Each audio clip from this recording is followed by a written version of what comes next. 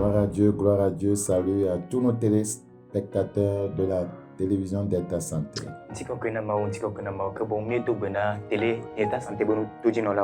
Vous écoutez encore la voix des messages des derniers temps. Nous sommes un ministère interdénominationnel dont le but est de réveiller la sainteté qui dort au sein des assemblées chrétiennes et de préparer les saints dans l'urgence pour le retour imminent du Seigneur Jésus-Christ. Et pour ce faire, toute la parole de Dieu doit être enseignée. Il faut un évangile équilibré.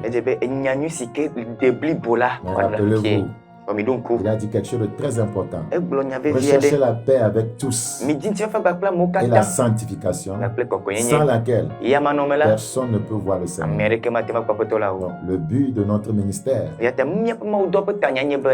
d'aider les uns et les autres à s'apprêter pour son retour. Le Seigneur n'a pas annulé son retour. Il viendra certainement. Et il reviendra au moment où plusieurs d'entre nous ne l'attendons pas. C'est pourquoi nous devons nous préparer quotidiennement. C'est pourquoi il nous a dit dans Luc 1, le verset 74-75. Vous avez été délivrés de nos ennemis, de le servir sans crainte, en marchant tous les jours de notre vie dans la sainteté et la justice. Que le Seigneur bénisse tout le monde. Nous saluons tous les collègues pasteurs. Nous sommes là pour continuer avec notre série d'enseignements, les secrets de la domination. Les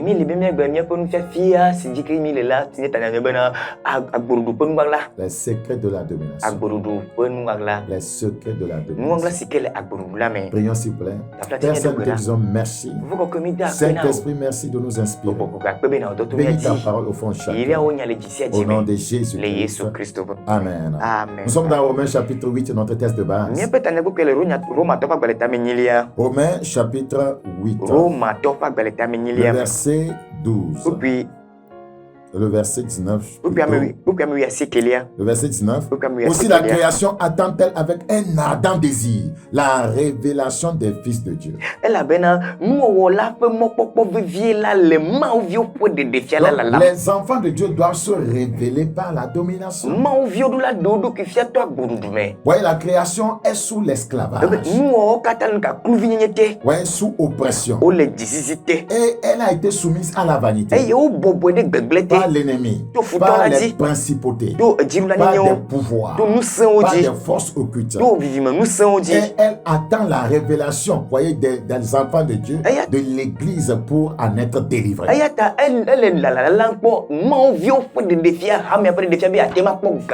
Et nous disions la fois passée que quiconque veut être utilisé par Dieu pour délivrer les autres doit être lui-même délivré. Parce qu'un esclave ne peut pas dominer. Un esclave ne peut pas régner. Nous avons dit que le premier prix à payer, pour dominer, c'est le prix du changement.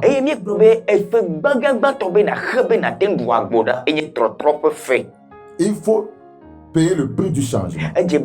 Nous avons lu dans Psaume 55, le verset 20. Il n'y a point de changement en eux, car ils ne craignent pas Dieu.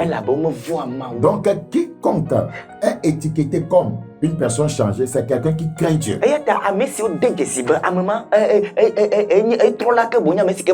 Parce que la crainte de Dieu, c'est la haine du mal. Quiconque craint Dieu s'éloignera du mal. C'est tellement important. Nous continuons notre enseignement. Toujours sur, voyez, le prix à payer. Le prix à payer. Le prix à payer. Nous avons dit la fois passée que tout but dans la vie demande un engagement. Et tout engagement demande de la créativité. Toute créativité engendre la productivité. Et quiconque devient productif sera couronné de succès. Et quand sa réussite sera remarquable, il deviendra un homme de plein d'impact. Tant que quelque chose ne change pas en vous, Rien ne changera autour de vous. Tout changement commence en soi. Sans un changement intérieur, il ne peut jamais avoir de changement extérieur. Dans Matthieu chapitre 23, Matthieu chapitre 23, verset 26. Matthieu 23, 26. Matthieu 23, 26. Pharisien aveugle, nettoie premièrement l'intérieur de la coupe et du plat, afin que l'extérieur aussi devienne net.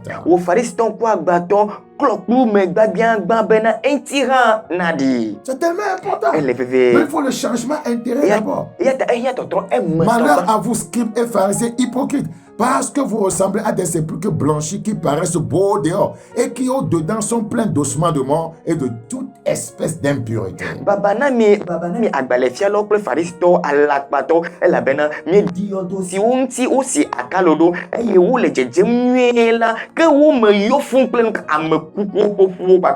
Paraître beau à l'extérieur alors que l'intérieur est pourri, c'est de l'hypocrisie.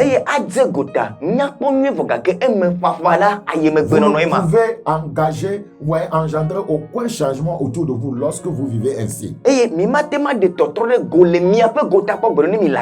ne pouvez même pas dominer. Parce que la force de la domination émane de votre être intérieur. Ézéchiel 18, le verset 23. C'est pourquoi le Seigneur nous a dit que notre homme intérieur soit puissamment fortifié par le Saint-Esprit. La domination commence dans l'esprit. Très important. Nous sommes dans Ézéchiel 18, 23. Ce que je désire, est-ce que le méchant meurt? Dit le Seigneur, l'Éternel. N'est-ce pas qu'il change de conduite et qu'il vive? Dans le désir de Dieu pour tout méchant, c'est-à-dire tout inconverti, toute personne qui n'est pas en connexion, en alliance avec Dieu, c'est que la personne change.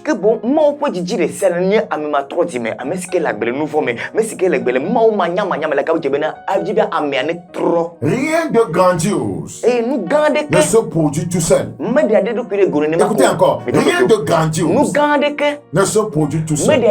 Il n'y a aucune élévation sans prix. 1 Corinthiens chapitre 9. Les croyants veulent d'élévation. Les croyants veulent accéder à la grandeur, à la domination. Mais ils ne veulent pas payer le prix du changement. Ils ne veulent pas changer de conduite. Ils ne veulent pas changer de vie. Ils ne veulent pas changer de mentalité. Ils ne veulent pas vivre en alignement sur la parole de Dieu. 1 Corinthiens 9. Quiconque s'aligne sur la parole de Dieu et vit ainsi a changé.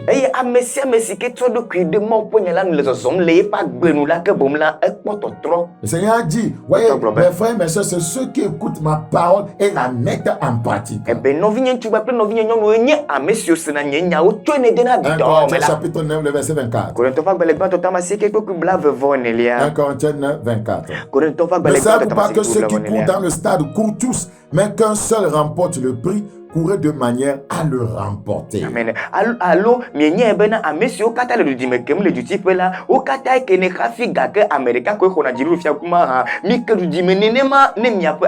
tous ceux qui combattent s'imposent toute espèce d'abstinence et ils le font pour obtenir une couronne corruptible. Mais nous faisons le pour une couronne incorruptible.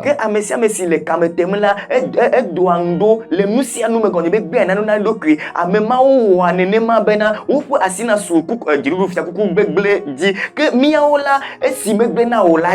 n'y a aucune élévation sans prix. Personne ne peut monter sur le podium des médailles sans avoir payé le prix de la course.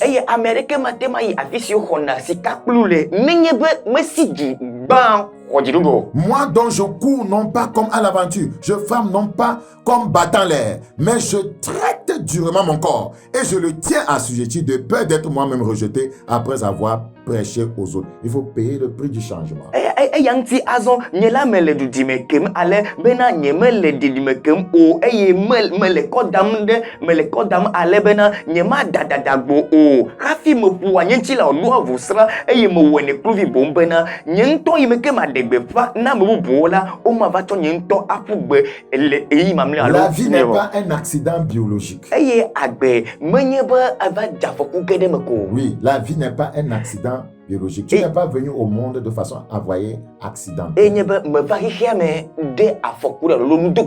C'est une création délibérée du grand créateur. Dieu nous a créés de façon délibérée.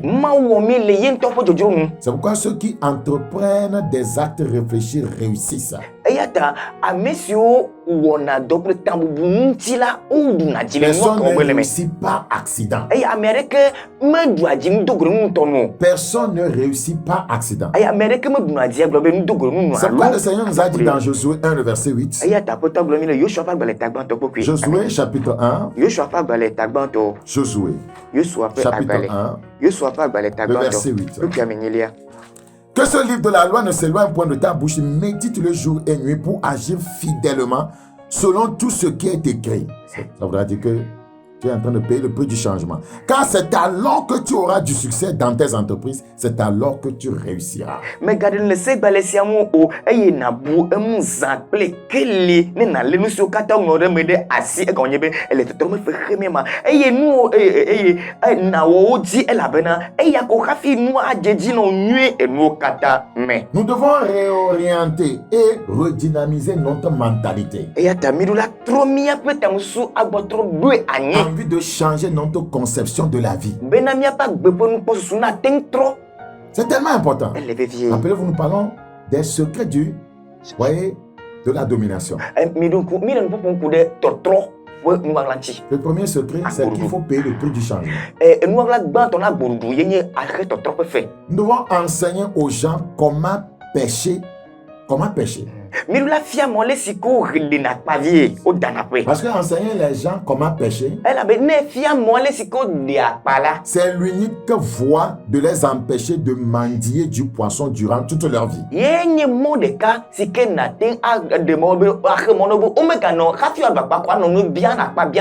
Seuls ceux qui consentent à payer le prix gagnent.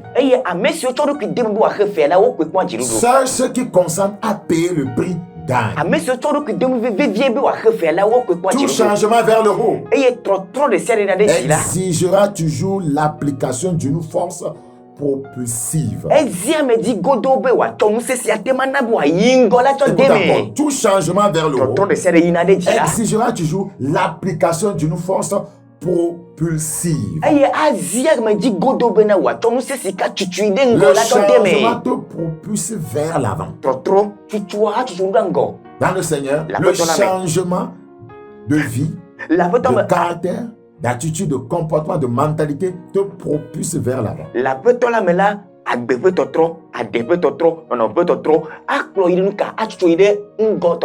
La poussée est indispensable à une ascension. La poussée est indispensable à l'ascension. Et le changement te pousse vers l'ascension.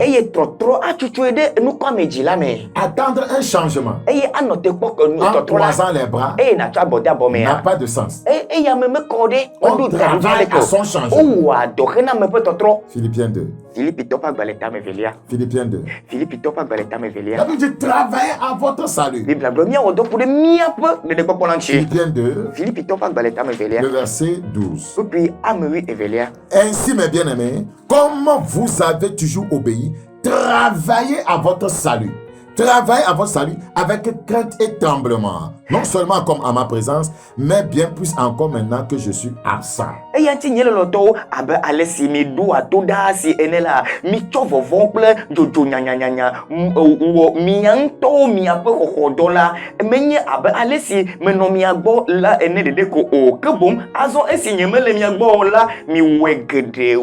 Il n'y aura jamais d'élévation sans prix. Dans Philippiens chapitre 3, 13. Frère, je ne pense pas l'avoir saisi, mais je fais une chose, oubliant ce qui est en arrière et me portant vers ce qui est en avant.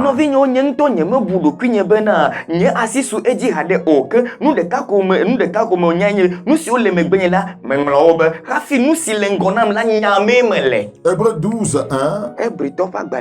Nous donc aussi, puisque nous sommes environnés d'une si grande nuée de témoins, rejetons tout fardeau, c'est le prix à payer, et le péché qui nous enveloppe si facilement, et courons avec persévérance dans la carrière qui nous est ouverte. Vous ne pouvez pas aller loin dans ce royaume si vous êtes encore sous le poids des fardeaux et du péché.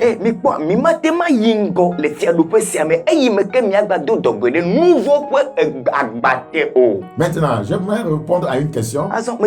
Quel est le capital à investir pour engendrer le changement? Quel est le capital à investir pour engendrer le changement? La discipline est le capital à payer pour tout changement désiré. Une personne indisciplinée ne peut jamais changer. Ce sera une personne qui prend des décisions qu'elle n'honore jamais. C'est tellement important. Donc la discipline peut être définie comme faire ce qui est indispensable en vue d'obtenir ce qui est désiré. Faire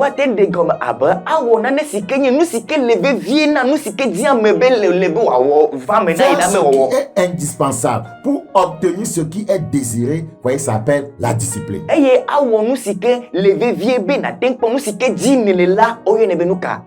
Luc 9, 14. Luc chapitre 9, le verset 14.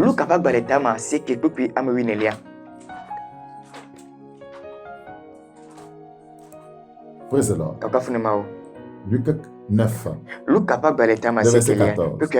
Or, il y avait environ 5000 hommes. Jésus dit à ses disciples, faites-les asseoir par rangée de 50. C'est la discipline. Par rangée de 50.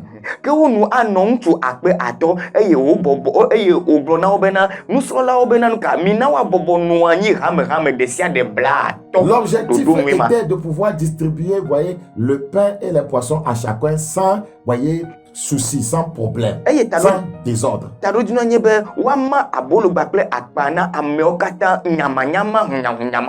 pour atteindre cet objectif, il fallait organiser les choses. Là où il n'y a pas d'organisation, il n'y a pas de discipline. Je crois que la discipline est la clé du succès. Pour ne pas dire une des clés du succès. C'est l'autoroute vers la distinction. La discipline est l'autoroute vers la distinction. Un athlète qui veut, voyez, la distinction, voyez, dans une course qu'il aura à faire, doit beaucoup travailler en se disciplinant.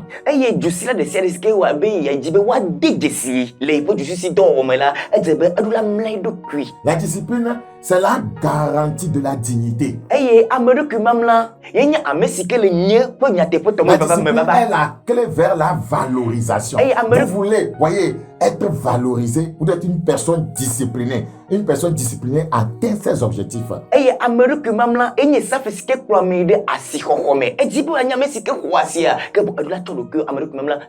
La discipline est tout ce qui concerne l'acceptation de la pleine responsabilité. Pour tout résultat dans la poursuite de la destinée d'un homme. L'acceptation de la pleine responsabilité pour tout résultat dans la poursuite de la destinée d'un homme.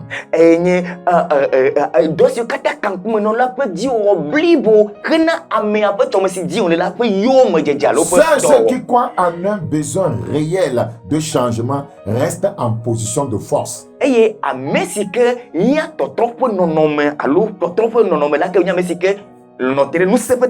Pouvez-vous faire une omelette sans casser les œufs? Celui qui n'utilise pas de nouveaux remèdes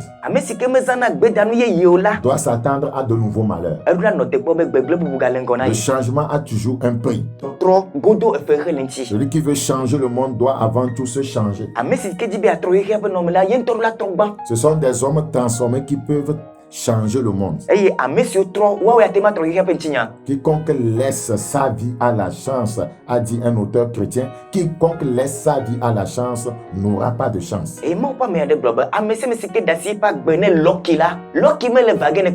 Écoutez encore.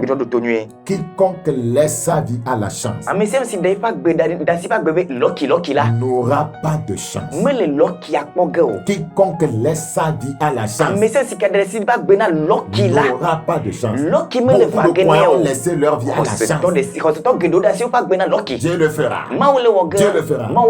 Et il n'engage pas les principes bibliques. Il ne paie pas le prix qu'il faut payer pour, voyez, amener Dieu à le faire.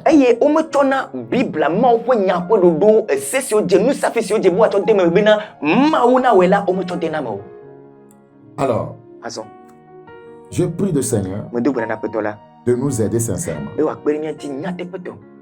Apocalypse chapitre 5. Apocalypse chapitre 5. Le verset 9-10. J'aime beaucoup ce passage. Vous savez, il y a certaines personnes, chaque fois qu'ils mangent quelque chose, ils doivent avoir toujours quelque chose dedans. Mais quoi,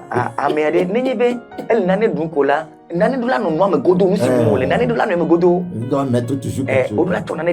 Je ne sais pas si c'est toujours, il faut piment. Même Galidé si, mais piment. Alors, on est Galidé c'est ça.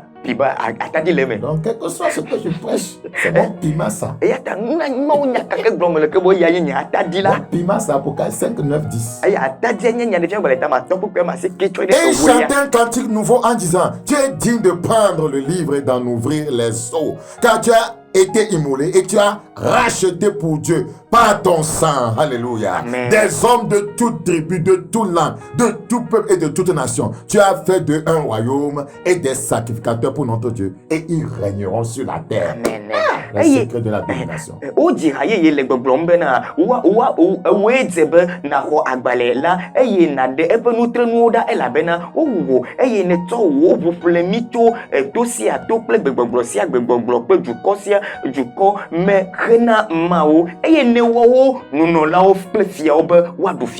Christ domine et il nous a racheté pour dominer avec lui. Et vous devez connaître le secret de la domination.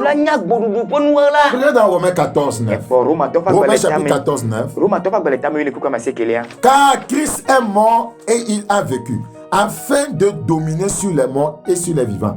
Ouais, quel secret? Quel secret?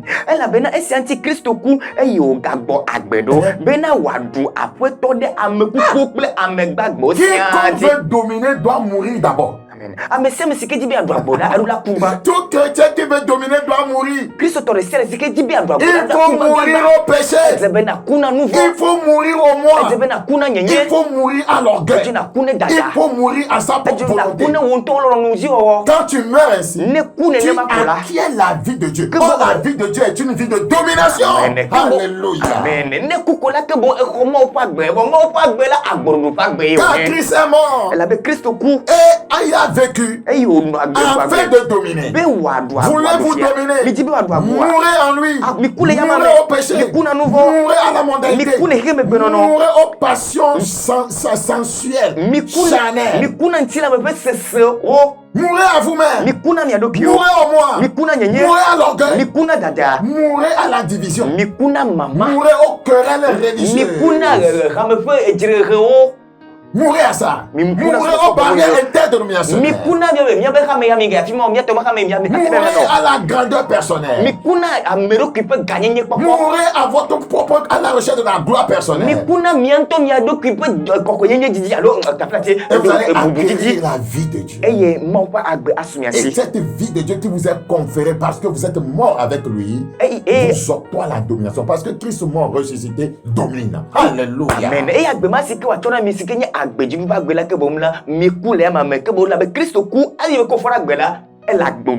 Donc, en effet, le Christ est mort, est revenu à la vie afin d'établir sa domination sur tous les morts et les vivants. Alléluia. La fois passée, nous avons vu que pour dominer, il faut payer le prix du changement. Et c'est ce que nous avons essayé de vous expliquer davantage aujourd'hui. Donc ce sont des gens changés qui changent leur monde. Ce sont des gens développés qui engendrent le développement. Écoutez encore. Ce sont des gens développés qui engendrent le développement. Proverbe 24. Proverbe 24. Proverbe 24. Le verset 29. Proverbe 24, 29. Ne dis pas, je lui ferai comme il m'a fait. Je rendrai à chacun selon ses œuvres. J'ai passé près du champ d'un paresseux et près de la vigne d'un homme dépourvu de sang. Et voici les épines, ils croissaient partout. Les ronces en couvraient la face et le mur de pierre était écoulé. J'ai regardé attentivement, j'ai tiré instruction de ce que j'ai vu. Un peu de sommeil, un peu d'assoupissement, un peu croiser les mains pour dormir. Et la pauvreté te surprendra comme un rôdeur et la disette comme un homme en âme. N'allons pas dire en effet, quelqu'un qui croise les bras, voyez, vivra dans la mendicité. Voyez, si le Seigneur tarde à venir, le lundi, je dis le lundi, le vendredi prochain, le lundi, je suis à la Radio Zion. Voyez, je vais vous parler du second secret, voyez, de la domination. Je vous parlerai du second secret de la domination. Que Dieu vous bénisse. Le numéro s'affiche en bas de l'écran. Déjà demain samedi, un enseignement très important. Avant cela, mercredi à 16h30, nous avons une rencontre de prière très importante. Dans le thème est Caterpillar Prayer. Savez-vous, quiconque veut dominer doit devenir un sacrifice vivant. Écoutez ce morceau. Sacrifice vivant. Et le Seigneur m'a donné par sa grâce. Et on se revoit le vendredi prochain avec Jonathan. Nous vous aimons fort. Au revoir. Bye bye.